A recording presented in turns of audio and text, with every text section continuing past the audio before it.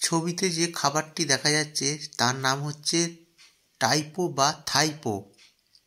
এটি আকারে একটু বড় মোমো। আমরা সাধারণত যে মোমোগুলো দেখি স্টিম মোমো বা ফ্রাইড মোমো, সেগুলো একটু ছোটো গোছের হয়, কিন্তু এই মোমোটার নাম হচ্ছে টাইপো বা থাইপো। এটা 5-6টা মোমোর সংমিশ্রণে এই মোমোটা সমান।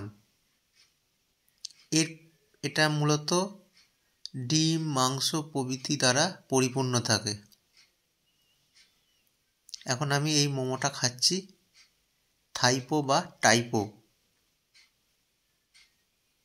দারুণ টেস্টি। এর সাথে রসুনের চাটনি রয়েছে, টমেটো রসুনের চাটনি, অপূর্ব লাগছে খেতে।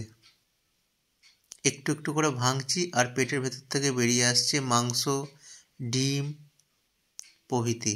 দেখুন, এই দেখুন ডিম বেরিয়ে এসেছে, মাংস আছে। আমি চাটনি দিয়ে মাখিয়ে মাখিয়ে খাচ্ছি।